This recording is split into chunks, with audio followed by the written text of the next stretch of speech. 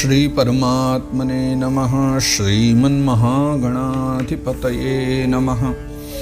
कृष्णाय वासुदेवाय हरये परमात्मने प्रणतः क्लेशनाशाय गोविन्दाय नमो नमः। जय सिया राम, जय श्री कृष्णा। सभी भागवत प्रेमी जनों के चरणों में मेरा बारंबार वंदन प्रणाम। और आज द्वितीय स्कंद के सप्तम अध्याय में आओ हम प्रवेश करें। भगवान के विराट स्वरूप की विभूति आदि की चर्चा खूब पूर्व में हमने करी है। आज सातवां अध्याय है द्वितीय स्कंद का, और सातवें अध्याय की विशेषता ये है कि सातवें अध्याय में भगवान के लीला चरित्रों की कथा है। अच्छा, प्रश्न ये आता है कि भगवान के अवतार कितने हैं, तो कहीं कहते हैं 24 अवतार, कहीं दशावतार। भागवत जी में तो 22 अवतारों की चर्चा है। और वैसे देखा जाए तो ये 22 या 24 जो भी आप कहीं, इन अवतारों की चर्चा भी भागवत जी में 3 बार आई है। पहले स्कंद में भी आई थी, अब दूसरे स्कंद में है। तो पहले स्कंद में क्या था कि बस एक क्रम बता दिया था कि पहला अवतार ये, दूसरा ये, तीसरा ये, चौथा ये, ऐसा। द्वितीय स्कंद में जो चर्चा है यहाँ एक एक श्लोक में बता रहे कि उन्होंने पहला अवतार क्यों लिया, दूसरा क्यों लिया, तीसरा क्यों लिया, इस प्रकार से। और आगे तीसरी बार जब अवतारों का गायन किया जाएगा तो पूरे अध्यायों में है। जैसे कृष्ण लीला ही एकमात्र पूरे 90 अध्यायों में जो और अधिक है, एकादश स्कंद में भी है वो। तो इस प्रकार से फिर आगे विस्तार से वो सारी कथाएं, तो इस प्रकार से 3 बार देखा जाए तो वर्णन है, और भी 1-2 बार भी संक्षिप्त भावना से गाया गया है। तो आइए भगवान के पावन लीला अवतारों की कथा सप्तम अध्याय आज हम शुभारंभ करते हैं। श्री परमात्मने नमः। श्रीमन्महागणाधिपतये नमः। श्रीमद्भागवत महापुराणम् द्वितीय स्कन्धः अथ सप्तमोऽध्यायः। ब्रह्मोवाच यत्रोद्यतः क्षितितलोद्धरणाय बिभ्रत् क्रौडीं तनुं शकलयज्ञमयीमनन्तः अन्तर्महार्णव उपागतमादिदैत्यं तं दृष्ट्याद्रिमिव वज्रधरो ददार। ब्रह्मा बाबा अब कह रहे हैं नारद जी से कि हे पुत्र, जो है पूर्व काल में यत्रोद्यतः क्षितितलोद्धरणाय बिभ्रत्, पूर्व काल में भगवान ने भी एक अवतार ग्रहण किया था। उस अवतार का नाम था वराह अवतार। वो भी कैसा? सकल यज्ञमयी मनंतः, यानी सकल यज्ञमय जो शरीर है वही वराह है। यज्ञमय वराह शरीर भगवान ने धारण किया था। किस लिए? क्षितितलोद्धरणाय, पृथ्वी के उद्धार के लिए भगवान वराह बनकर के प्रकट हुए। और भगवान ने किया भी क्या था कि जो हिरण्याक्ष प्रकट हुआ था, जैसे भगवान विष्णु आदि देव हैं वैसे ही हिरण्याक्ष आदि दैत्य था, क्योंकि सबसे पहले वही प्रकट हुए थे, हिरण्याक्ष और हिरण्यकशिपु। तो हिरण्याक्ष का ही भगवान ने जो है उद्धार किया था। ठीक उसी प्रकार से जैसे कि पर्वतों के इंद्र ने पंख काट डाले, उसी प्रकार से भगवान ने अपने दाढ़ों के द्वारा ही उसके जो है टुकड़े टुकड़े कर दिए, या ये कहीं उसे मार डाला। भगवान के साथ बड़ा भारी युद्ध हुआ था हिरण्याक्ष का, वो चर्चा भी अभी आगे हम दर्शन करेंगे। तो इसलिए भगवान का जो है वराह अवतार हुआ था। जातो रुचेरजनयत् सूयमान् सुयज्ञ आकूतिषु नुरमरानथ दक्षिणायां लोकत्रयस्य महती महरद्यदार्तिं स्वायंभुवेन मनुना हरिरेत्यनोक्तः। अब यहाँ भगवान के एक अवतार की भी चर्चा और एक नाम की भी चर्चा है कि नामकरण क्यों हुआ। कहते हैं जातो रुचेर अजनयत् सूयमान् सुयज्ञ, जो है भगवान ने फिर एक रुचे अजनयत, रुचि नाम के प्रजापति हुए हैं, जैसे दक्ष प्रजापति, कर्दम प्रजापति, रुचि प्रजापति, रुचे अजनयत है ना। तो रुचि नाम के जो प्रजापति हैं, और उनकी एक पत्नी हुई थी, क्या नाम से? आकुति, है ना। उस आकुति के यहाँ सूयमान् सुयज्ञ, भगवान वहाँ सुयज्ञ नाम से प्रकट हुए हैं आकुति के गर्भ से। और क्या किया है उन्होंने? सुमरानथ दक्षिणायाम, दक्षिणा नाम की पत्नी हुई है उनकी। और सुयमान जो शब्द का यहाँ प्रयोग है, सुयमन, इसका अर्थ है स्वयं नाम के जो देवता हुए हैं वो प्रकट हुए हैं उनके बालक बन करके। स्वयं आदि देवता को उन्होंने प्रकट किया। फिर करा क्या उन्होंने लोकत्रयस्य महती महरद्य दार्तिम, जो आर्त हैं, जो दुखी लोग हैं, उनके दुख को भगवान ने हर लिया, त्रैलोक्य के दुखों को हर लिया। इसी कारण स्वयंभुवेन मनुना हरिरित्यनुक्तः, जो स्वयंभू मनु हुए हैं उन्होंने भगवान का एक नाम दिया है, क्या? हरिरि, हरिरित्यनुक्तः, हरि ही इत्यनुक्तः, ऐसा बनता है इसका संधि विच्छेद, अर्थात हरि, इस प्रकार से उनका नामकरण हुआ, यानी हरि नाम भगवान का मनु महाराज का दिया हुआ है। जज्ञे च कर्दम गृहे द्विज देवहूत्यां स्त्रीभिः समं नवभिरात्मगतिं स्वमात्रे ऊचे ययात्मशमलं गुणसंगपङ्कमस्मिन् विधूय कपिलस्य गतिं प्रपेदे। जज्ञे च कर्दम गृहे द्विज देवहूत्यां, फिर वही परमात्मा कर्दम के घर में भी उत्पन्न हुए। कहाँ? देवहूत्यां, माता देवहूति के गर्भ से। स्त्री भी समम नवभिरात्मगतिम स्वमात्रे, यानी उनके अकेले ही नहीं आए, भगवान 9 बहिनों के साथ आए। कपिल भगवान से पहले 9 कन्याओं का भी जन्म हुआ, तो 9 बहिनों के साथ ही भगवान जो है उस घर में कर्दम मुनि के यहाँ प्रकट हुए। क्या किया उन्होंने? ऊचे ययात्म शमलम गुण संग पंक मस्मिन विधूय कपिलस्य गतिम प्रपेदे। फिर उन्होंने जन्म लेकर के माता को आत्मज्ञान का उपदेश किया, जिस उपदेश के द्वारा माता ने अपने हृदय के कीचड़ को धो लिया और मन के द्वारा वो शुद्ध होकर के, पवित्र होकर के, और 3 गुणों की जो आसक्ति का सारा मल है उसको धो करके वो कपिल भगवान के वास्तविक स्वरूप को प्राप्त हो गई। वास्तविक स्वरूप क्या है? आदि पुरुष का, व्यक्त पुरुष का जो रूप है उसी को माँ देवहूति ने प्राप्त कर लिया। अगले अवतार के विषय में बतला रहे हैं। अत्रेरपत्यमभिकांक्षत आह तुष्टो दत्तो मयाहमिति यद् भगवान् स दत्तः यत्पाद पंकज पराग पवित्र देहा योगर्धिमा पुरुभयीं यदुहययाद्या। और पूर्व में अत्रि मुनि जो हैं उन्होंने भी भगवान की बड़ी आराधना करी, बड़ी पूजा करी। वो चाहते थे कि भगवान मेरे बेटे के रूप में प्रकट हो, मेरे पुत्र बन करके प्रकट हो। तो एक दिन प्रकट होकर के भगवान ने बड़ी प्रसन्नता से कह दिया उनसे कि मैं अपने आप को तुम्हें देता हूँ। और बस यही भगवान का वचन सफल हो गया और भगवान ने मानो अपने आप का दान ही कर दिया, अपने आप को दे दिया। तो देने के कारण ही उन पुत्र का नाम दत्त हो गया, इसीलिए वो दत्त कहलाए। और क्योंकि अत्रि के पुत्र थे इसलिए उन्हें आत्रेय भी कहा जाता, तो उनका नाम हुआ दत्तात्रेय, है ना। ऐसे दत्त भगवान है। यत पाद पंकज पराग पवित्र देहा, जिनके पाद पंकज यानी जिनके चरण कमलों की जो पराग, यत पाद पंकज पराग, जिनके चरण कमलों की जो पराग है, पवित्र देहा, अपने पवित्र देह पर जिन्होंने चढ़ा लिया, उनके चरण कमलों की पराग मिल जाने से जिनके शरीर पवित्र हो गए। योगर्धि मां पुरुभयम यदुहय है आद्या। ऐसे लोगों ने क्या किया है कि योग, भोग और मोक्ष आदि सब प्रकार की सिद्धियां प्राप्त कर ली है ना। योग की, भोग और मोक्ष आदि जो चाहिए था उनको सब मिल गया। और उनमें कौन कौन थे? पुरुभई, यदु, है आद्या, राजा यदु हुए हैं। उनकी भी तो आगे 11वें स्कंद में चर्चा है ना, दत्त यदु संवाद है ना, वहाँ पर भी चर्चा है। तो यदु हुए, सहस्रार्जुन हुए जो है वंशी हुए हैं, उनकी भी चर्चा है। तो इन सब ने जो है दत्त भगवान की कृपा प्रसादी को प्राप्त किया है।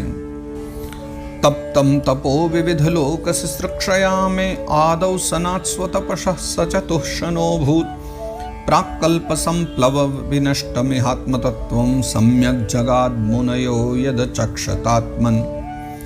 तप्तं तपो, तो पूर्व काल में जब मेरे मन में सृष्टि की इच्छा हुई, ब्रह्मा जी कह रहे हैं ये बात, तो मेरे मन में सृष्टि की इच्छा हुई तो फिर मैंने संकल्प किया, सृष्टि करी।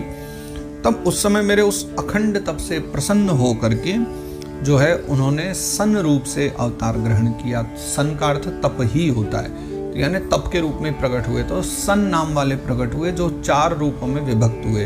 तो सनक, सनंदन, सनातन, सनत कुमार, इन चारों के नाम में शन शब्द यानी तप शब्द का प्रयोग है। तो चारों सनत कुमार भाई प्रकट हुए हैं। और फिर कल्प के कारण जो बड़े बड़े विद्वज्जन थे, बड़े योगी जन थे, जो उस आत्मज्ञान को भूल चुके थे, परम तत्व को भूल चुके थे, उन्हीं 4 मुनि कुमारों ने प्रकट होकर के, अर्थात भगवान ने ही प्रकट होकर के सब भूले हुए उन जनों को फिर से मार्ग दिखलाया और फिर उसी से वेद तत्व का, परम तत्व का उपदेश सबको किया। धर्मस्य दक्ष दुहितर्यजनिष्ठ मूर्त्याम नारायणो नर इति स्वतप प्रभावः दृष्ट्वात्मनो भगवतो नियमावलोपम दिव्यस्त्वनंग प्रतना घटितुं न शेकुः। तो धर्मस्य दक्ष दुहितर, दक्ष की दुहिता, दुहिता कहते हैं बेटी को, दक्ष की एक दुहिता हुई है यजनिष्ठ मूर्तियाम, जिनका नाम था मूर्ति। उनका विवाह किससे हुआ था? धर्म से।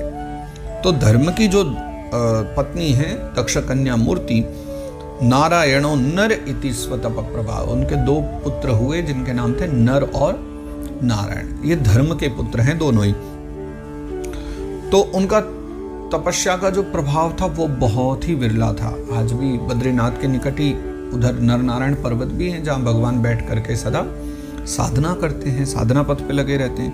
और देव्यस्त्वनंग प्रतना घटितुं न शेकुः, इंद्र ने पूरी काम की सेना भेजी थी, विविध अप्सराएं चली आई थी इनका मान भंग करने के लिए, इनका ध्यान भंग करने, लेकिन अपने पूरा प्रभाव लगा करके भी वो नर और नारायण दोनों की तपस्या में किसी प्रकार का भी विघ्न नहीं डाल पाई। ऐसा नर नारायण का दोनों का प्रभाव था।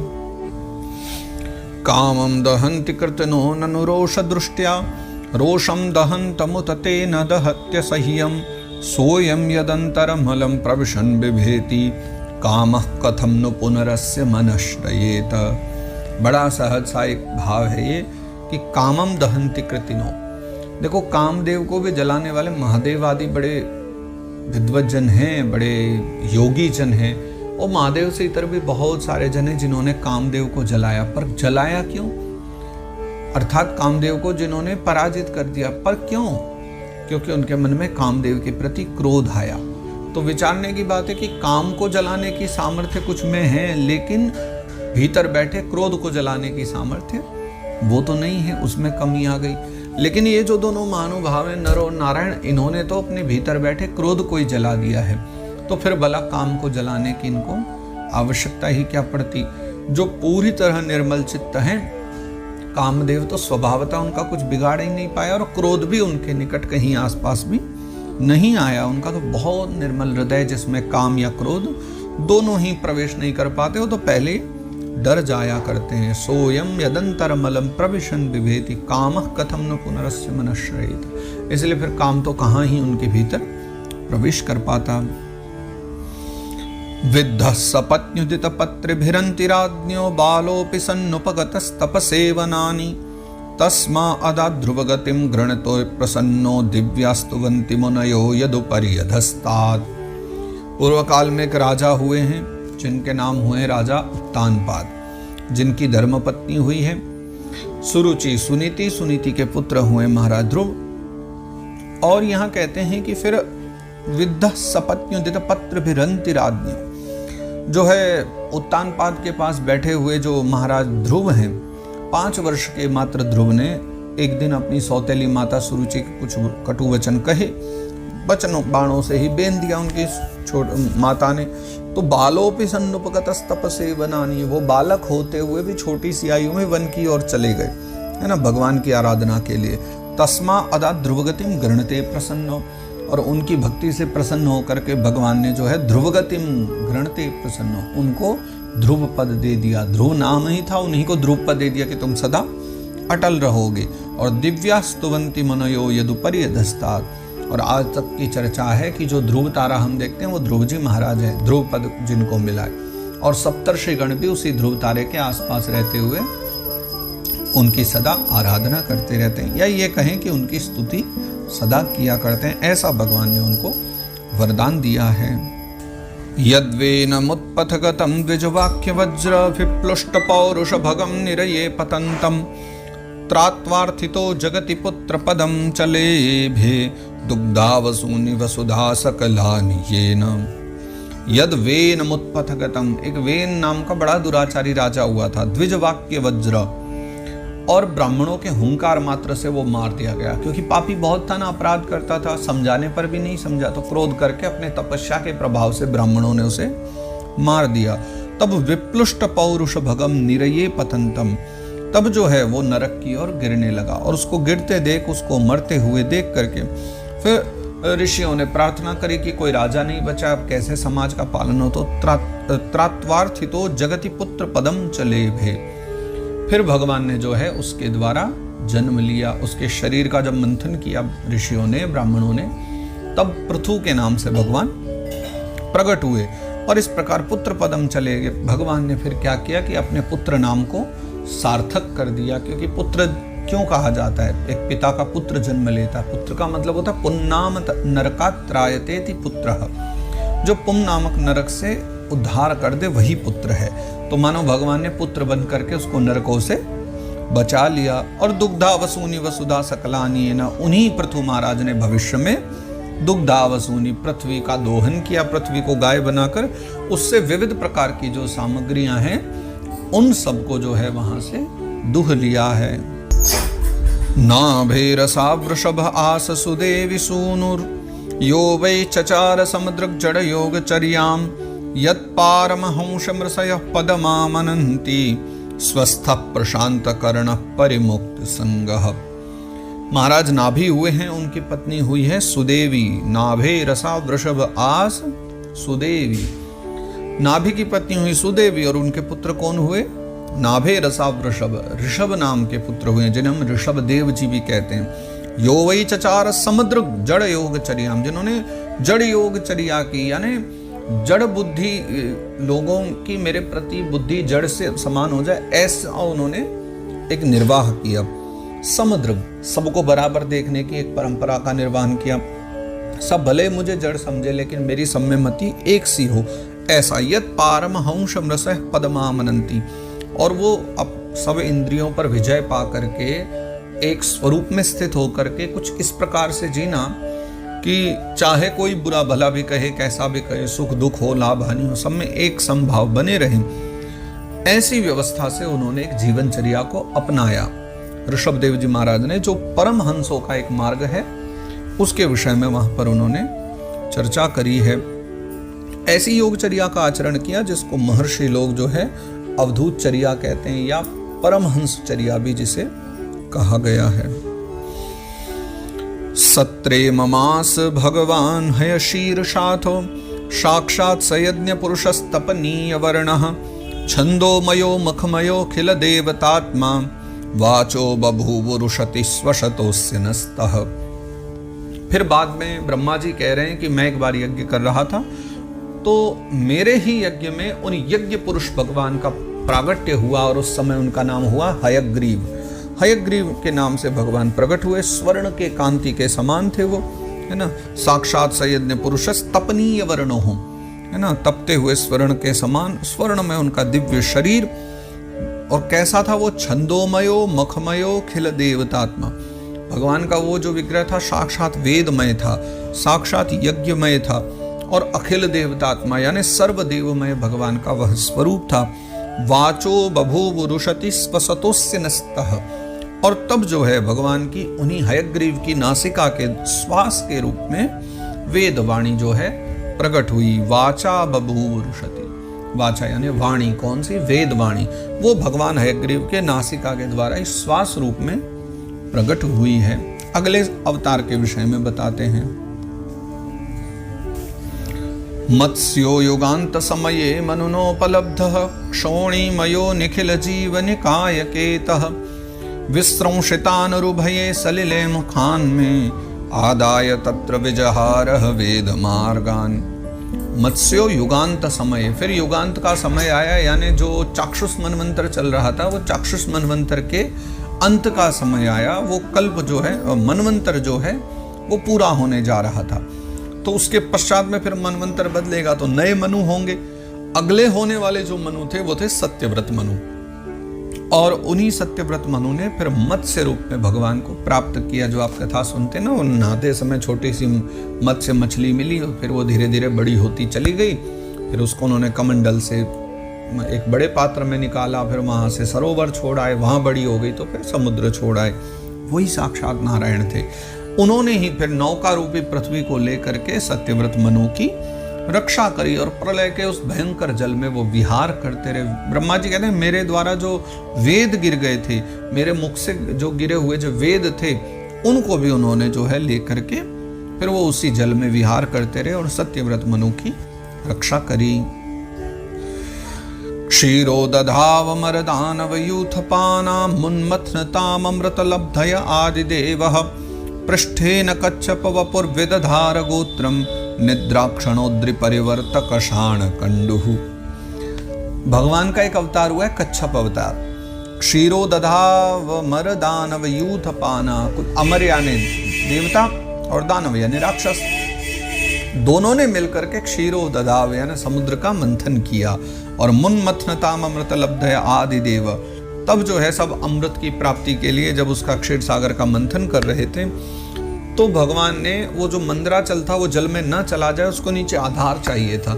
इसके लिए भगवान ने पृष्ठेन कच्छप वपुर विदधार गोत्रम, भगवान जो है कच्छप कछुआ बन करके मंदराचल पर्वत के नीचे लग गए समुद्र में, जिससे वो वहां मंदराचल एक स्थान पर टिक सके। पर भगवान को भी उससे एक लाभ हो गया कछुआ बनने से, क्या कि निद्रा क्षणोद्रि परिवर्तक कषाण कंडु, अद्रि यानी पर्वत और कषाण कंडु, फिर वो जो जब उसको खींचा जा रहा था मथानी को यानी वासुकी नाग की रस्सी को, तो मंदराचल घूम रहा था और उसके घूमने से कर्षण हो रहा था।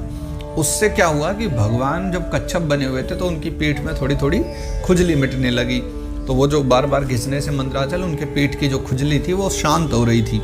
इसी कारण से निद्राक्षणों, थोड़ी देर के लिए भगवान को सुख की नींद आ गई, तो कच्छप रूप भगवान भी कुछ समय विश्राम किए। तो ऐसी बड़ी अद्भुत लीला भगवान ने कच्छप के रूप में करी है। त्रैविष्टपोरुभयहासन सिंह रूपम कृत्वा भ्रमद्भ्रुकुटिद्रंष्ट्रकराल वक्त्रम दैत्येन्द्रमाशु गदयाभिपतन्त मारा दूरौ निपात्य विददार नखै स्फुरन्तम। सारा त्रैलोक्य जिस समय हिरण्यकशिपु के कारण बहुत दुखी था, देवता भी सब दुखी थे, तो देवताओं के उस महान भय को मिटाने के लिए सनृसिंह रूपम भगवान ने नरसिंह अवतार ग्रहण किया। कृत्वा भ्रमद भ्रुकुटि द्रंष्ट कराल वक्त्रम, भगवान के भ्रुकुटी, भगवान के दांत सबके सब ऐसे घनघोर दिखलाई पड़ते थे। दैत्येंद्र माशु गदयाभिपतन्त मारा, दैत्येंद्र ने तो देखा और हिरण्यकशिपु देखते ही गदा लेकर दौड़ पड़ा, लेकिन भगवान ने क्या किया, दूरौ निपात्य विददार नखै स्फुरन्तम, भगवान ने उसे दूर से देखा तो पकड़ा, जांघों पर डाला, उसका पेट फाड़ दिया और नखों से पेट फाड़ करके उसको दूर कर दिया। ऐसे लीला करने के लिए भगवान नरसिंह रूप धारण करके प्रकट हुए। अंतः सरश्रुबलेन पदे गृहीतो ग्राहेण यूथपतिरंबुज हस्त आर्तः आहेधमादि पुरुषाखिल लोकनाथ तीर्थ श्रव श्रवण मंगल नामधेय।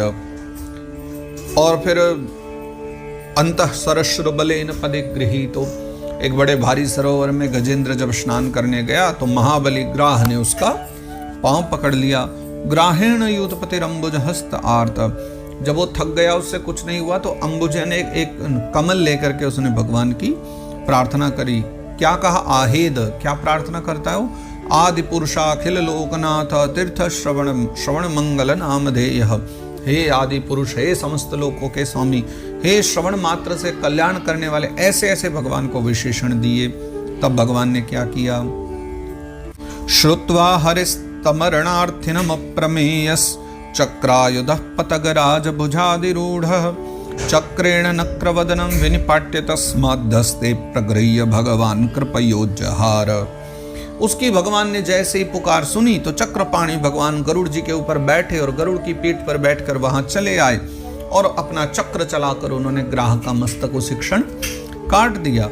और ऐसे कृपा परवश होकर भगवान ने कृपा करते हुए अपने शरणागत गजेंद्र की जो है सूंड पकड़कर उसको उस विपत्ति से उद्धार करा दिया, यानी जल से उसको बाहर निकाल दिया और ग्राह का उद्धार कर दिया। तो ऐसे कृपा करने के लिए भी भगवान एक बार जो है पधारे हैं। तो ये भी भगवान का एक श्री हरि अवतार है, कृपा करने के लिए पधारे हैं। ज्यायान गुणैरवरजोप्यदिते सुतानां लोकान् विचक्रम इमान् यदथादि यज्ञः क्ष्मां वामनेन जगृहे त्रिपदच्छलेन यांचामृते पथि चरण प्रभुभिर्न चाल्यः। ज्यायान गुणैरवरजोप्यदिते सुतानाम, अदिति के जितने भी पुत्र हुए देवता उनमें वामन भगवान सबसे छोटे थे, लेकिन ज्यायान गुणैरवरजो, जन्म के अनुरूप तो वो छोटे थे, लेकिन गुणों को देखा जाए तो वामन भगवान गुणों में सभी देवताओं के बड़े भाई थे, सबसे ज्यादा गुण वाले थे।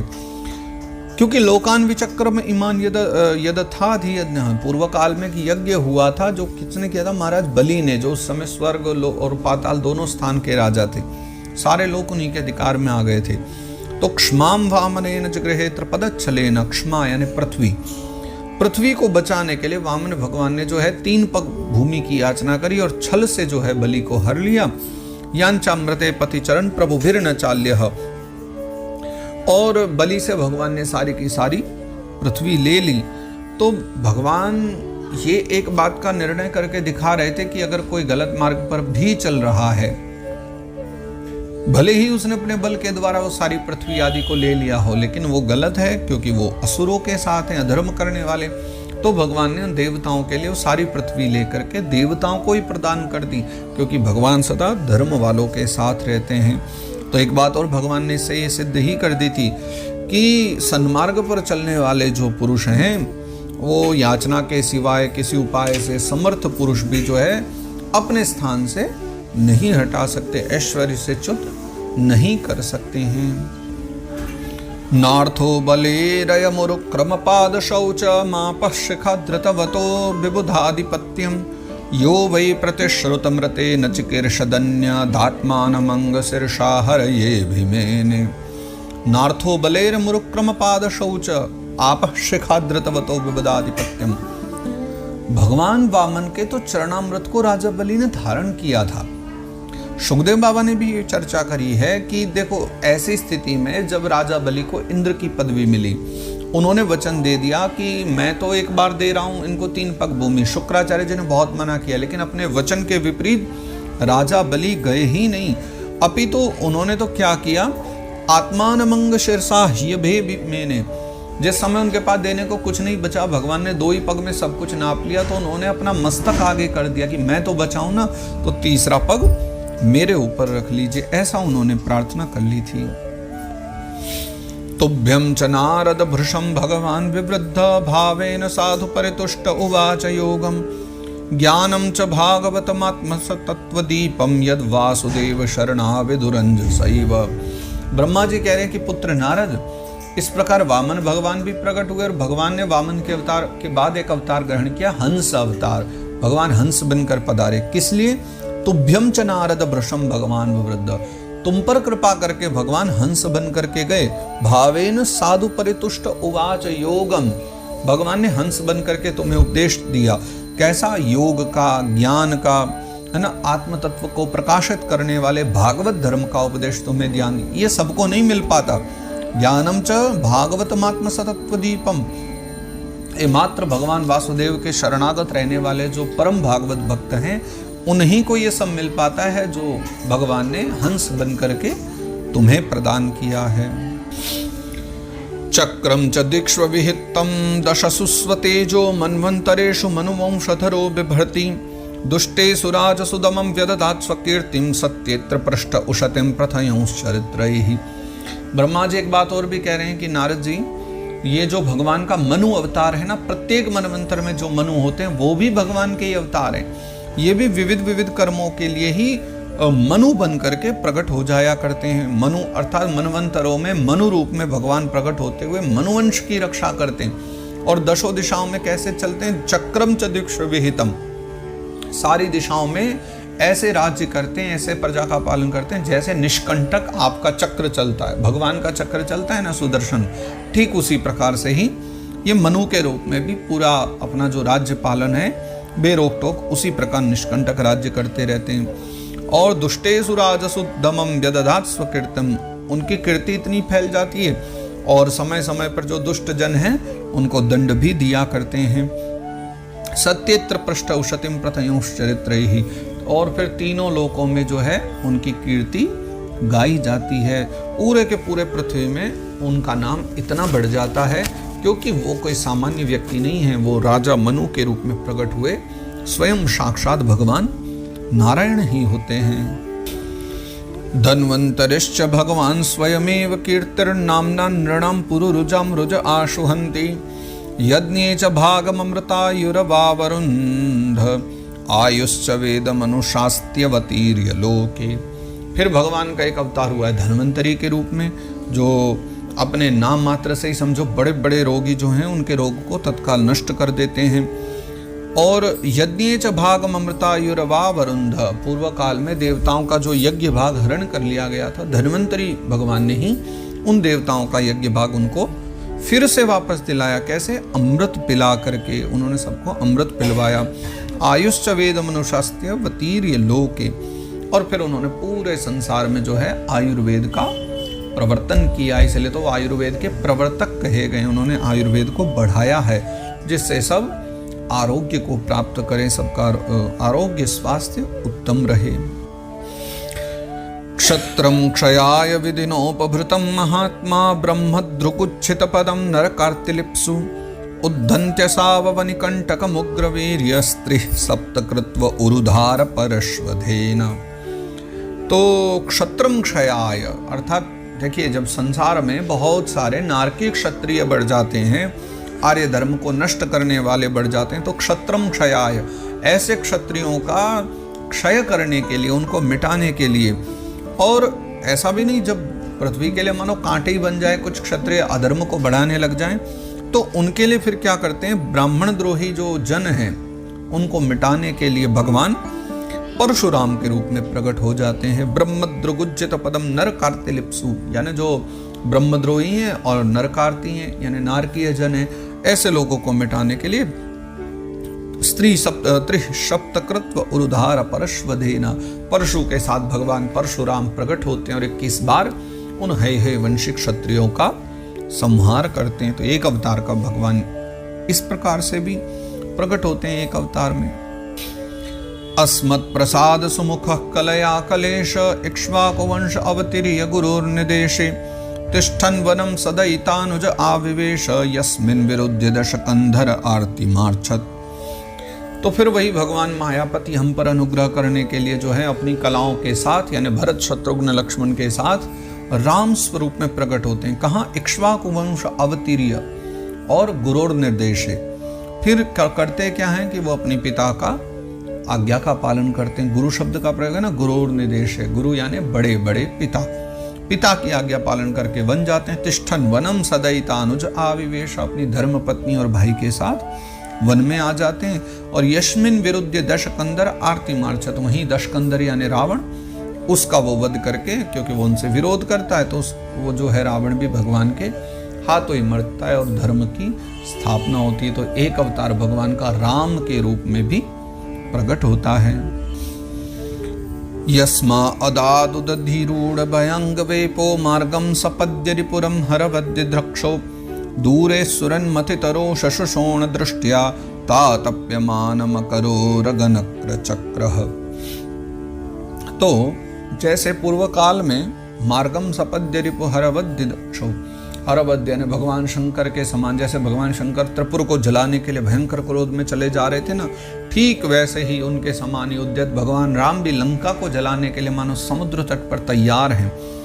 लेकिन मार्ग चाहिए था, इसलिए 3 दिन तक बैठे रहे, प्रार्थना करते रहे, लेकिन समुद्र ने नहीं सुना। तब माँ सीता के वियोग में क्रोध से लाल लाल आंखें भरे हुए राम जी जब समुद्र पर क्रोध करते हैं, तब जो है तत्काल ही समुद्र जो है भगवान को मार्ग दे देता। दूरे सुरन्मथित रोष शुषोण दृष्टिया, भगवान के ऐसे आंखें लाल हो जाती हैं क्रोध में कि समुद्र तो क्या, तातप्यमान मकरो नक्र चक्र, नक्र यानी वो मगरमच्छ आदि भी जो है ना, सब के सब भी जो है तातप्यमान, सब समुद्र के साथ तपने लग जाते हैं भगवान के क्रोध को देख करके।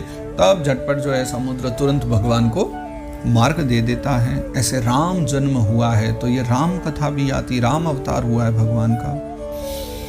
वक्षस्थल स्पर्श रुग्ण महेंद्रवाह दंतैर्विडंबित ककुब्जुष ऊढ़हासम सद्योषुभिः सह विनेष्यति दार हर्तुर विस्फुर्चितैर्धनुष उच्चरतोधि सैन्ये। तो पूर्व काल में वक्षस्थल स्पर्श रुग्ण महेंद्रवाह, महेंद्रवाह यानी इंद्र का वाहन, वो कौन है? ऐरावत। वक्षस्थल स्पर्श रुग्ण, जब वो ऐरावत भी आया और टक्कर मारी रावण के सीने पर, रावण के वक्षस्थल पर, तो उस ऐरावत के जो दांत हैं वो भी जब लगे वक्षस्थल से रावण के, तो वो टूट करके चूर चूर होने लग गए। और दंतैर विडंबित ककुब्जुष ऊढ़हासम, चारों ओर फैल गए वो, तब वो हंसने लगा। लेकिन इतना बलवान रावण भी जब राम जी के सम्मुख आया तो भगवान के सम्मुख आ जाने से वो भी पराजित हो गया। भगवान के क्रोध की अग्नि में वो भी जल गया। और भगवान राम जी की जो धर्म पत्नी है जगत जननी माँ सीता, उनका जब वो हरण करके ले गया और घमंड से फूल रहा था, तब भगवान को लड़ने के लिए मैदान में बुलाता है, ललकारता है। राम जी युद्ध करने के लिए चले जाते हैं, तब वहीं उसका सारा घमंड उसी के प्राणों के साथ तत्क्षण विलीन हो जाता है, अर्थात रावण भी मुक्त हो जाता है। ये राम अवतार की कथा है। भूमि सुरे तरवरूथ विमर्दिताय क्लेशव्यवाय कलया सित कृष्ण केशः जातः करिष्यति जनानुपलक्ष्य मार्ग कर्माणि चात्म महिमोपनिबंधनानि। भूमि सुरे तरवरूथ विमर्दिताया, फिर भूमंडल पर बड़े बड़े असुर प्रकट होंगे, विविध प्रकार के अपराध करेंगे, भूमि उनसे दबने लग जाएगी, ऐसे कितने कर्म होंगे। तब जो है भगवान कृष्ण बलराम के रूप में अवतार लेते हैं और कृष्ण बलराम रूप से अवतार लेके विविध लीला करते हुए संसार के जो बड़े बड़े पापी हैं जो यहाँ प्रकट हुए, भगवान उन सब का उद्धार कर देंगे या उद्धार कर देते हैं, ऐसा समझना चाहिए। फिर वो क्या क्या लीला करते हैं, कुछ कुछ लीलाएं उनकी आगे बतला रहे हैं यहाँ पर ब्रह्मा जी। तोकेन जीवहरणं यदुलूकिकायास्त्रैमासिकस्य च पदाशकटोपवृत्तः यद्रंगतांतरगतेन दिविस्पृशोर्वा उन्मूलनम त्वितरथार्जुनयोर्न भाव्यम। बचपन में पूतना के प्राण हर लेना है ना, 3 महीने की अवस्था में पैर उछाल करके बड़ा भारी जो है छकड़ा उलट देना, घुटनों के बल चलते चलते त्रैमासिकस्य च पदाशकटोपवृत्त, 3 मास की थे जब उड़ा दिया था छकड़े को। फिर यद्रंगतांतरगतेन दिविस्पृशोर्वा उन्मूलनम त्वितरथार्जुनयोर्न भाव्यम, घुटनों के बल चलते चलते आकाश को छूने वाले बड़े बड़े जो यमलार्जुन के वृक्ष हैं उनके बीच में जाकर के उनको उखाड़ डालना, यही सब कर्म है भगवान के। तो भगवान के इतर इन सब कर्मों को कोई कर ही नहीं सकता। यद्वै व्रजे व्रज पशून् विशतोय पीठान् पालांस्त्व जीव यदनुग्रह दृष्टिवृष्ट्या तच्छुद्धयेति विषवीर्य विलोल जिह्व मुच्चाटयिष्य दुर्गम विहरन् हृदिन्याम। फिर कालियनाग के विषय जो है यमुना जी का जल पूरा दूषित हो गया, बछड़े गोप बालक मर जाएंगे। तब ये सोचने लगे भगवान, तो उन्होंने क्या करी कि अपनी सुधामयी यानी अमृतमयी भगवान की तो कृपा दृष्टि है ना, उसी से भगवान ने वो जो गाय बछड़े आदि गिर गए थे जल पी करके यमुना का, उनको शुद्ध कर दिया। और फिर उसमें जो है वो भयंकर विषाक्त जो एक सर्प है विश्व जिसकी जीभ लपलपाती है, भगवान ने उस कालियनाग को वहां से विदा कर दिया कि अब जो है तुम यहाँ से चले जाओ। मुच्चाटयिष्य दुर्गम विहरन् हृदिश्याम, हृदिन्याम, वो जो हृदय उसको वहां से भिजवा दिया, यानी अब आप समुद्र की ओर चले जाइए। तत्कर्म दिव्यमिव यन्निशि निश्चयानं दावाग्निना शुचिवने परिदह्यमाने उन्निश्यति ब्रजमतो वसितांत कालम नेत्रे पिधाय्य सबलो नदिगम्य वीर्यः। फिर उस रात को वहां पर सब लोग यमुना तट पर सो जाते हैं ब्रजवासी जन, और वहां जब सो जाते हैं तो आसपास तो मूंज का वन है, और मूंज का वन पूरा पका हुआ वन था, उसमें लग जाती है आग। और जब आग लगेगी तो फिर सब के सब जो है अपने प्राण संकट में देख करके भगवान को पुकारते हैं, उनसे प्रार्थना करते हैं। तो वो सबसे आंख बंद करने के लिए कहते हैं, और बलराम जी के देखते देखते आंख बंद करवा करके नेत्रे पिधाय्य सबलो नदिगम्य वीर्यः, आंख बंद करा करके भगवान जो है उस अग्नि से सबको बचा लेंगे। ये लीला भला कौन सामान्य व्यक्ति कर सकता है? तो वही नारायण जो है कृष्ण बन करके प्रकट होते हैं और ऐसी अद्भुत लीला वहां करते हैं।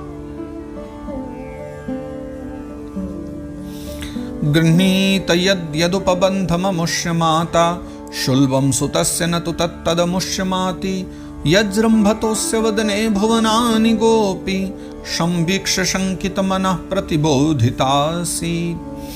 उनकी माता उन्हें बांधने के लिए रस्सी लेकर आती है। गृहीत यद्यदुपबंध ममुष्य माता, माता बांधने के लिए लाती है, लेकिन सुलभम सुतस्य न तु तत्तदमुष्य आती। माता उन्हें बांधने के लिए जो जो रस्सी लाती है उनके उदर में वो पूरी नहीं पड़ती है, 2 अंगुल छोटी रह जाती है। यज्रंभतोस्य वदने भुवनानि गोपी, और भगवान कृष्ण के मुख में माटी देखने के बहाने जब मुख में झांकती है तो उनको 14 भुवन जो है माँ के मुख में दिखाई देते हैं, जिससे माता यशोदा भयभीत हो जाती है। यज्रंभतोस्य वदने भुवनानि गोपी, गोपी यानी माता यशोदा वो भयभीत हो जाती है भगवान को जमाई लेते देख करके उनके मुख में। संवीक्ष शंकित मनः प्रतिबोधितासी, और यशोदा मैया भयभीत हो जाएंगी, लेकिन फिर बाद में प्रतिबोधिता से फिर अपने आप उस बात को समझ भी जाएंगे, लेकिन उन्हें तब भी ये भान नहीं होगा कि नारायणी ही है। ऐसी भगवान की कृपा है, तो ऐसी माया कौन चला सकता है। हे नारद, वो एकमात्र भगवान नारायण ही हैं। नंदम च मोक्षति भयाद वरुणस्य पाशाद गोपान भिलेषु पिहितान मय सूनुना च अन्याप्रतम निशिशयानमतिश्रमेण लोकम विकुंठमुपनेष्यति गोकुलम स्म। नंद बाबा को नंदम च मोक्षति, नंद बाबा को मुक्त कराते हैं किससे? अजगर से। भयाद वरुणस्य पाशाद, देखो भयाद यानी भय से, अजगर के भय से। वरुणस्य पाशाद, वरुण के पास से, वरुण जी के यहाँ भी तो चले गए थे नंद बाबा, वहां से। और गोपान बिलेशु पिहितान मय सूनुना च, मय दानव का पुत्र कौन था? मय सूनुना, जिसका नाम था व्योमासुर। व्योमासुर से भगवान रक्षा करते हैं। और गोपान बिलेशु, गोप बालक जो है पहाड़ों की गुफाओं में बंद कर देता था व्योमासुर ले जा करके गोप बालों को, भगवान वहां से उनको बचाते हैं मय सूनुना के द्वारा, यानी व्योमासुर के द्वारा। और अन्या प्रथम निशिशयानमति स्रवेण, फिर गोकुल के जो लोगों को बचाते हैं, जो दिन रात जो है अत्यंत कामों में लगे रहते हैं, व्याकुल होकर के थक हार करके सो जाते हैं, और जिनके पास अन्य कोई काम नहीं, अपना दही आदि तैयार करना, बेचना, जो गौ सेवा आदि में लगे रहते हैं, और कोई भजन पूजा पाठ नहीं, लेकिन तथापि लोकम विकुंठमुपनेष्यति गोकुलम स्म, ऐसे लोगों को भी जो ब्रज में प्रकट हुए हैं, साधनाहीन होने पर भी वो सब के सब गोलोक में चले जाएंगे। भगवान उन सबको भी अपने परम धाम को ले जाते हैं। यही भगवान की कृपा, क्योंकि वो साक्षात नारायण हैं। गोपैर्मखे प्रतिहते व्रज विप्लवाय देवेभिवर्षति पशून् कृपया रिरक्षुः धर्तोच्छिलीन्द्रमिव सप्त दिनानि सप्त वर्षो महीद्रमनघै ककरे सलीलम। फिर ऐसा भी होता है कि हे नारद, भगवान कृष्ण की सलाह से जो गोप ग्वाल जन है वो इंद्र की पूजा बंद कर देते हैं। इंद्र यज्ञ बंद हो जाने से इंद्र जो है पूरी ब्रज भूमि का नाश करने के लिए मूसलाधार चारों ओर से बारिश करवा देते हैं। तब भगवान जो है उन ब्रजवासियों की, उनके पशुओं की, उनके अन्नधन की, गौधन की, सबकी रक्षा के लिए बड़े कृपा परवश होकर के, दयालु होकर 7 दिवस के लिए श्री गिरिराज महाराज को अपने बाएं हाथ की कनिष्ठिका पर ऐसे धारण कर लेते हैं जैसे कि छत्रक पुष्प को धारण कर लिया जाए। छत्रक पुष्प समझते हैं, जिन्हें हम कुकुरमुत्ता भी कहते हैं, है ना। तो छत्रक पुष्प जैसे कितना सहज होता है, उसको कोई बच्चा उखाड़ ले, ऐसे ही भगवान जो है श्री गिरिराज जी को नीचे से उठा करके अपनी उंगली पर 7 दिवस तक धारण किए रहते हैं, और तब सारे ब्रजवासी जनों की रक्षा करते हैं। क्रीडन वने निश निशाकर रश्मि गौर्याम रासोन्मुख कलपदायत मूर्छितेन उद्दीपित स्मर रुजाम ब्रज बधूनाम हर्तुर्हरिष्यति शिरो धनदानुगस्य। फिर क्रीडन वने, वन में क्रीड़ा करते हुए किसी समय उनके मन में इच्छा होगी महारास करने की। रासोन्मुख कलपदायत मूर्छितेन, फिर चंद्रमा की उज्जवल चांदनी जब चारों ओर छिटक रही होगी, अपनी बांसुरी पर वो मधुर संगीत छेड़ देंगे।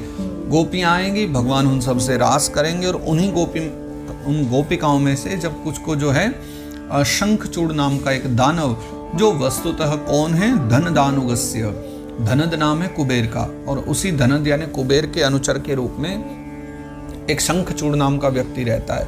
वो जब आएगा और गोपियों को हरण कर लेगा तो भगवान उसका मस्तक ही उतार देंगे, मस्तक काट के उसका उद्धार कर देंगे और समस्त गोपिकाओं की रक्षा करेंगे। वही श्री कृष्ण नारायण रूप हैं। ये च प्रलंब खर दर्दुर केशरिष्ट मल्ले भकंश यवना कुज पौंड्रकाद्या अन्ये च शाल्वक पिबल वल दंत वक्त्र सप्तोक्ष संबर विदुरथ रुक्मि मुख्याः।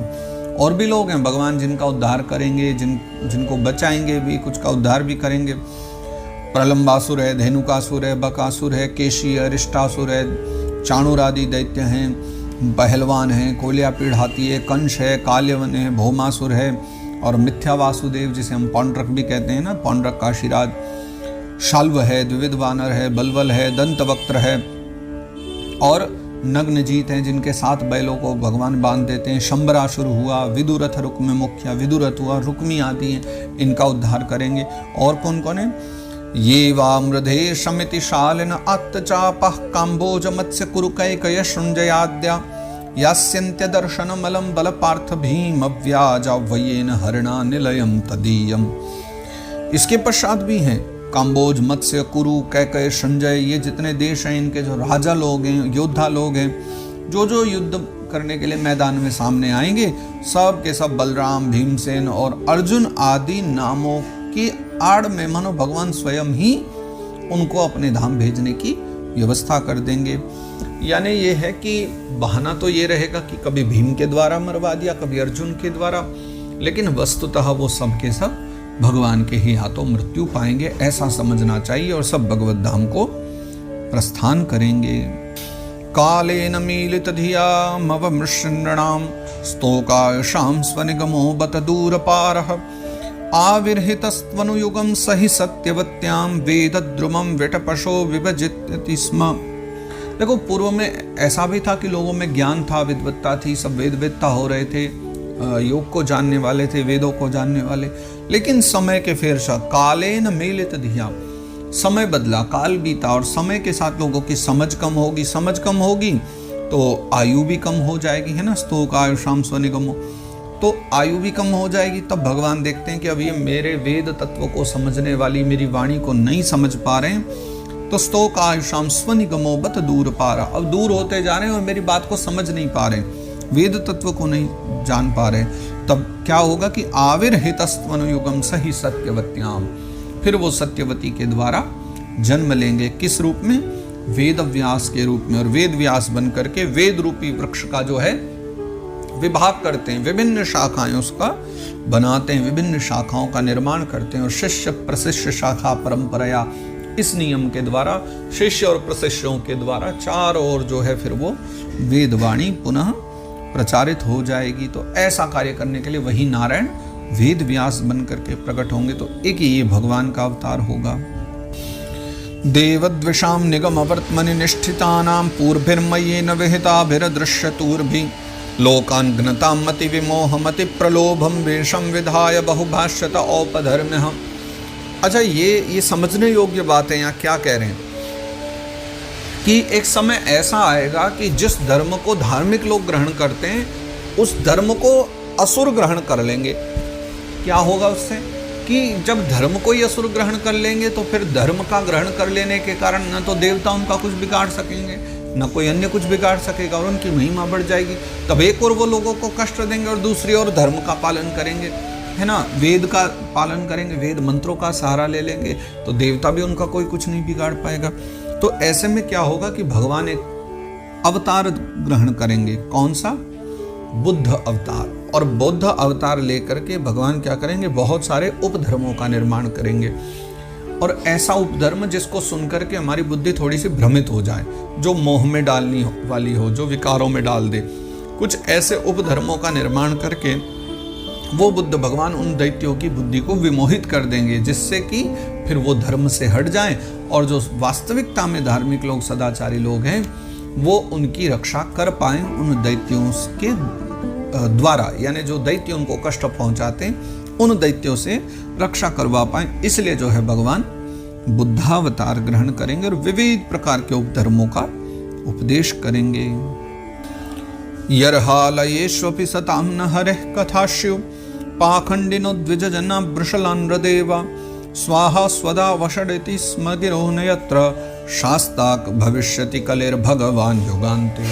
फिर अंतिम में बता रहे हैं कलयुग के समय में कि यर्ह्यालयेष्वपि सताम न हरे कथाशु, जब जो बड़े बड़े धार्मिक जन होंगे जब उनके भी घर में भागवत आदि कथाएं नहीं होंगी, भगवान की कथाएं नहीं होंगी। और पाखंडिनो द्विजना वृषलान्रदेवा, जब पाखंडी भी राजा बनने लग जाएंगे, हर कोई राजा बनने लग जाएगा, सब पाखंडी हो जाएंगे। द्विजना यानी ब्राह्मण क्षत्रिय वैश्य सब पाखंडी हो जाएंगे और वृषलान्रदेवा शूद्र राजा हो जाएंगे।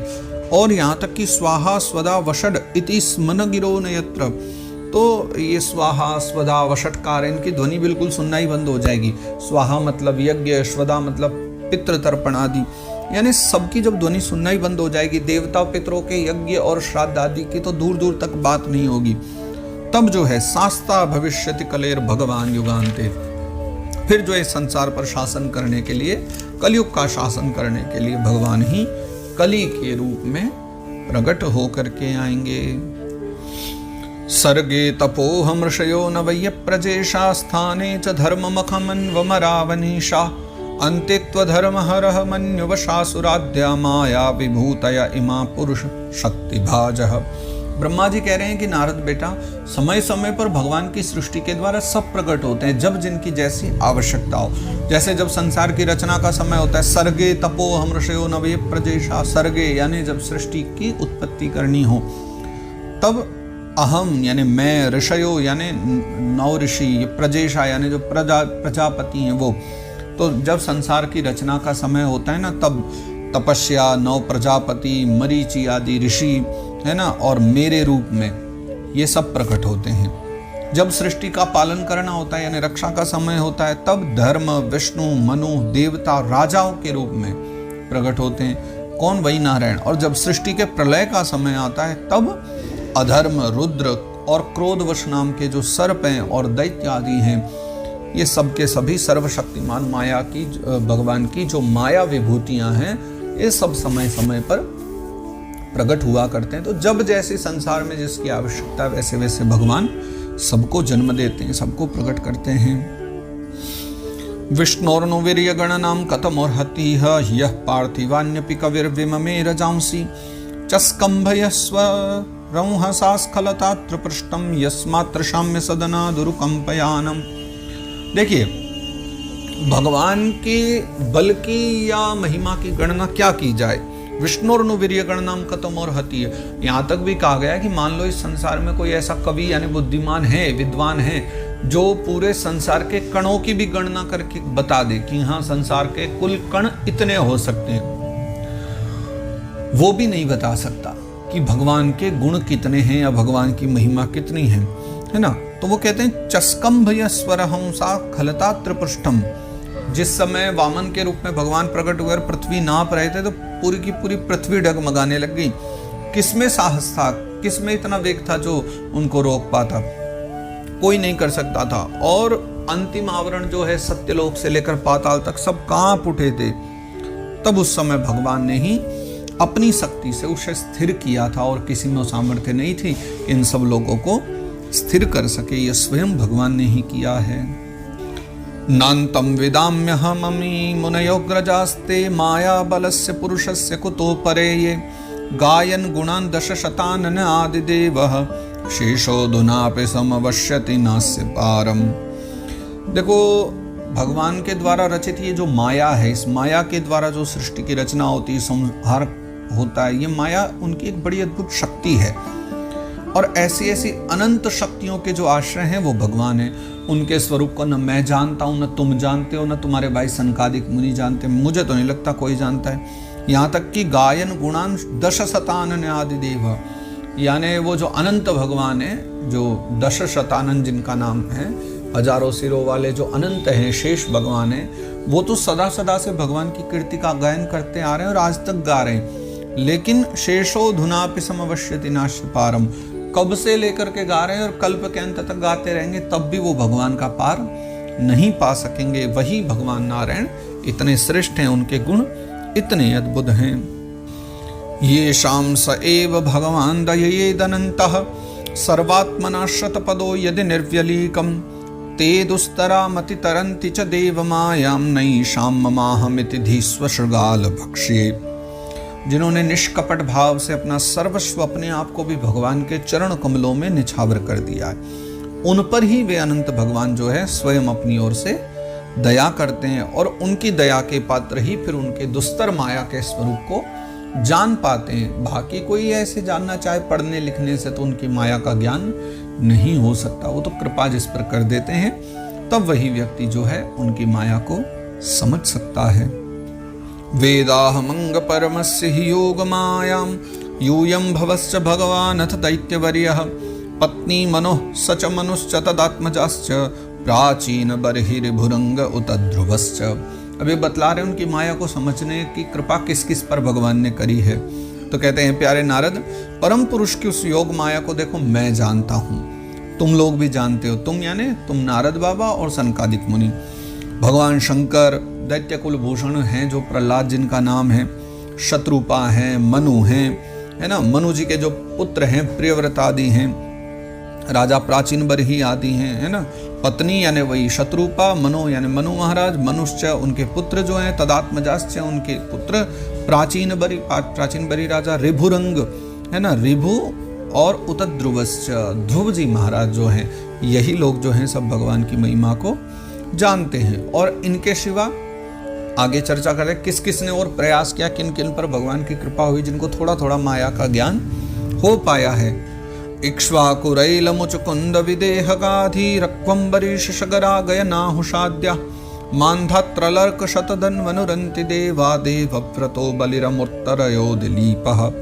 अब इनके सिवा जो इक्ष्वाकु हुए, पुरुरवा, मुचकुंद, जनक, गाधी, रघु, अम्बरीश, सगर, गय, ययाति, मानधाता, अलर्क, शतधन्वा, अनु, रंति देव, भीष्म, बलि, है ना, अमूर्तरय और दिली, ये लोग जो हैं जो हैं इनको जान पाए। कुछ नाम अगले श्लोक में भी दिए गए हैं। शौभर्युतंक शिवदेवल पिप्पलाद सारस्वतोद्धव पराशर भूरिषेणा येन्ये विभीषण हनुमदुपेन्द्र दत्त पार्थाश्रिषेण विदुरश्रुत देव वरिया। तो शौभरी, उत्तंक, शिबी, देवल, पिप्पलाद, सारस्वत, उद्धव, पराशर, भूरिषेण और यन्य विभीषण यानी और भी कुछ अन्य, विभीषण जी, हनुमदुपेन्द्र यानी हनुमान जी महाराज और उपेंद्र दत्त सुखदेव बाबा, पार्थाष्टिशेण, पार्थ यानी अर्जुन, आर्ष्टिशेण, विदुर और श्रुतदेव, वरियाह यानी अन्य जो महात्मा जन हैं, ये लोग भी भगवान की माया के विषय में कुछ कुछ समझ पाते हैं, उस माया को जान पाते हैं। पूरी तरह तो स्वयं नारायण ही जानते और कोई नहीं जानता, पर कुछ कुछ तो ये सब भी जानते ही हैं। ते वै वेदन्त्यति तरन्ति च देव मायां स्त्री शूद्र हूण शबरा अपि पाप जीवा यद्यद्भुत क्रम परायणशील शिक्षा स्त्रियग जना अपि किमुश्रुत धारणा। ये एक बात और है, भगवान के प्रेमी भक्तों का सा स्वभाव बनाने की जो शिक्षा जिनको मिल गई है, ऐसा भाव जिनको मिला है, उनमें फिर चाहे वो कोई भी हो, जैसे स्त्री, शूद्र, हूण, भील या पाप के कारण जो अपने पशु पक्षी जीव आदि भी बने हों, उनको भी जो है भगवान की माया के रहस्य के विषय में ज्ञान हो जाता है। तो यह आवश्यक नहीं कि बड़े बड़े ऋषि मुनि ही जान पाते हों, ये लोग भी कुछ हैं जिनको ऐसी शिक्षा मिली हो, ऐसा ज्ञान मिला हो, वो भगवान के माया के रहस्य को कुछ कुछ समझ पाते हैं। लेकिन जो लोग सदा साधारण सदाचार में लगे रहते हैं, उन्हें तो इसका ज्ञान नहीं हो सकता। हाँ, लेकिन जो है वैदिक सदाचार का पालन करते हुए जिन्होंने जीवन ही इसमें बिता दिया, तो उनकी तो बात ही क्या, स्वाभाविक है कि उनको तो माया के रहस्य के विषय में बहुत कुछ जानने को मिला ही होगा। शश्वत प्रशांतम अभयम प्रतिबोध मात्रम शुद्धम शमम सदसतः परमात्म तत्वम शब्दो न यत्र पुरुकारक वान क्रियार्थो माया परेत्यभिमुखे च विलज्जमाना। परमात्मा का जो वास्तविक स्वरूप है वो कैसा है? सदा एक रस है, शांत स्वरूप है, अभय है, ज्ञान स्वरूप है, उसमें कोई माया का मल नहीं। माया को बनाने वाले वही हैं, लेकिन माया का मल उनमें नहीं है ना, और न ही उसके द्वारा रची हुई जो विषमताएं ही है ना। तो वह सत और असत दोनों से परे भगवान का स्वरूप। किसी भी वैदिक या लौकिक शब्द की पहुंच वहां तक नहीं है परमात्मा के पास की, जो लौकिक या वैदिक शब्दों से आप पहुंच जाओ वहां। अनेक प्रकार के साधनों से संपन्न होने वाला जो फल है, कर्मों का जो फल है, वो भी भगवान तक नहीं पहुंचा सकता। और तो और क्या, स्वयं माया भी आपको भगवान तक नहीं सामने उनके ले जा सकती, बल्कि वो भी लजाकर भाग जाती। मैंने एक दिन और चर्चा भी की थी, माया भगवान से दूर भागती है, सेविका नहीं की है, पर डरती हुई दूर दूर सेवा करती है, सदा दूर दूर भागती रहती है। तद्वै पदम भगवतः परमस्य पुंसो ब्रह्मेति यद्विदुरस जश्र सुखम विशोकम सद्र्यं नियम्य यतयो यमकर्त हेतिम जह्युस्वराडिव निपानख नित्रमिन्द्रः। और वर्णन करते हैं कि परम पुरुष भगवान का वो जो परम पद है, वही जिसके बारे में अब चर्चा करी है, तो महात्मा लोग जो है उसी का शोक रहित अनंत आनंद स्वरूप ब्रह्म के रूप में साक्षात्कार करते हैं, यानी ध्यान के योग्य वही है। तो संयमशील पुरुष जो हैं वो उसी में अपने मन को समाहित करके एकदम सदा सदा के लिए स्थित हो जाते हैं।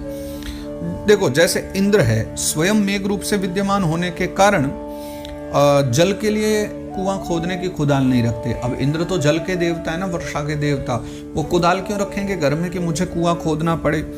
तो वैसे ही जो है भेद दूर करने वाले ज्ञान साधनों को भी छोड़ देते हैं। तात्पर्य क्या है, ऋषभदेव जी आदि की जो हमने चर्चा करी, उन्होंने क्या किया, समस्त कर्मों का ही लोप कर दिया, सारे विधान। एक और तो कहते हैं इन सब विधानों का पालन करो, नियमों का पालन करो, पर वो ऐसी स्थिति में पहुंच के उन्होंने सब कर्मों का ही त्याग कर दिया। क्यों?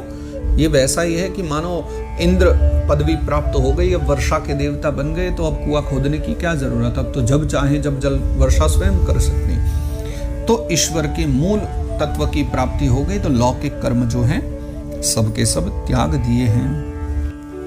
सश्रेयशामपि विभुर्भगवान् यतोस्य भाव स्वभाव विहितस्य सतः प्रसिद्धि देहे स्वधातु विगमेन विशीर्यमाणे व्योमेव तत्र पुरुषो न विशीर्यते जः।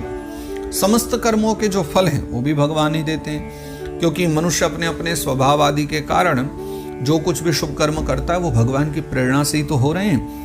तो इस शरीर में रहने वाले पंचभूतों के जो अलग अलग भी जब ये हो जाए, अलग अलग हो जाने के बाद भी यह शरीर जो है सारा नष्ट हो जाता है, तब भी इसमें रहने वाला जो अजन्मा पुरुष है वो आकाश के समान नष्ट नहीं होता। देखो, जैसे घड़ा है, उस घड़े के भीतर एक आकाश है, घड़ा फूट भी जाए वो आकाश आकाश में विलीन हो जाएगा। तो वैसे ही आत्मा जो शरीर के भीतर है, पंचभूत अलग अलग भी हो जाए, ये माटी जल करके फिर राख बन जाए, भीतर की जो आत्मा है वो तो फिर से जैसे आकाश आकाश में मिल जाता है, आत्मा वैसे ही फिर परमात्मा में जाकर मिल जाया करती है। सोयम ते भी तस्तात भगवान विश्व भावनः समासेन हरेर्नान्यदन्यस्मात् सदसच्चयत्। ब्रह्मा जी कह रहे हैं कि हे नारद, संकल्प से विश्व की रचना करने वाले षडीश्वरी संपन्न भगवान जो श्री हरि हैं, मैंने तुम्हारे सामने संक्षिप्त भावना से उनका वर्णन किया। इतना सब कह के भी कह रहे हैं कि संक्षिप्त किया, 49 श्लोकों में गा दी लीला, फिर भी कह रहे संक्षिप्त का, क्योंकि कितना भी कहा जाए सब संक्षिप्त ही है। तो जो कुछ कार्य कारण अथवा भाव भाव है वो कुछ भी जो है भगवान से भिन्न नहीं है, फिर भी भगवान तो इससे पृथक भी हैं ही, अर्थात देखा जाए तो सब कुछ उन्हीं में है, और वैसे भगवान उनसे माया से पृथक ही हैं, दूर ही हैं। इदं भागवतं नाम यन्मे भगवतोदितं संग्रहोऽयं विभूतीनां त्वमेतद्विपुलीकुरु। इदं भागवतं नाम, भगवान ने जो कुछ मुझे उपदेश दिया उसी का नाम है भागवत, क्योंकि भगवत आप प्रोक्तम भागवतम, जो भगवान कहते हैं वही भागवत है। तो संग्रहोऽयं विभूतीनां त्वमेतद्विपुलीकुरु। अच्छा, अब इसमें जो भगवान की विभूतियों का जो संक्षिप्त वर्णन है, जो मैंने तुम्हें कहा त्वमेतद्विपुलीकुरु, अब तुम इसका विस्तार करो, यानी आगे तुम इसको और विस्तार से बढ़ाओ। मैंने तो संक्षिप्त में तुम्हें सब कथाएं सुना दी, इन्हीं कथाओं को तुम विस्तार से आगे समाज में बढ़ाओ। यथा हरौ भगवती नृणां भक्तिर्भविष्यति सर्वात्मन्यखिलाधारे इति संकल्प्य वर्णय। तो यथा हरौ भक्ति नृणाम भक्तिर्भविष्यति, कुछ ऐसा करो जिस प्रकार जो है सबके आश्रय सर्वस्वरूप भगवान श्री हरि में सबकी भक्ति बढ़े, प्रेम बढ़े।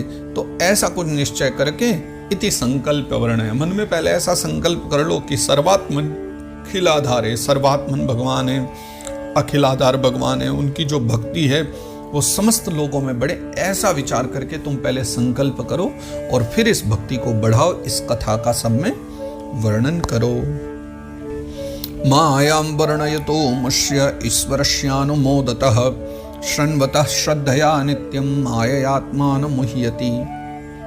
देखो, जो पुरुष भगवान की इस अचिंत्य शक्ति माया का वर्णन करते हैं या दूसरों के द्वारा किए हुए वर्णन का अनुमोदन करते हैं, यानी या तो खुद इस माया का वर्णन करें, भगवान की अचिंत्य शक्ति का वर्णन करें, या कोई दूसरा कर रहा है तो उसको स्वीकृति दे, अनुमोदन करे कि हाँ ये उत्तम है, और श्रद्धा के साथ जो नित्य श्रवण करते हैं इस प्रकार की लीला चरित्रों को, उनका चित्त जो है कभी भी माया से मोहित नहीं होता। शृण्वतः श्रद्धया नित्यम माययात्मा न मुह्यति, उसकी आत्मा माया से कभी मोहित नहीं होती। और ऐसा कह करके यहाँ 7वां अध्याय भी जो है विश्राम दिया गया है। अब 3 अध्याय और शेष हैं, 8वां कल आरंभ करेंगे। आज के सत्र को यहाँ विश्राम देते हैं। जय जय श्रीमद्भागवते महापुराणे पारमहंस्यां संहितायां द्वितीय स्कंदे ब्रह्म नारद संवादे 7मोऽध्यायः। तो इस प्रकार से जो है श्रीमद्भागवत महापुराण परमहंस संहिता के द्वितीय स्कंद में ब्रह्म नारद संवाद के नाम से, यानी ब्रह्मा जी और नारद जी के संवाद के रूप में यह 7वां अध्याय जो है वो गाया गया है। श्री कृष्णार्पणमस्तु, श्री कृष्णार्पणमस्तु, श्री कृष्णार्पणमस्तु। श्री गोवर्धननाथ की जय।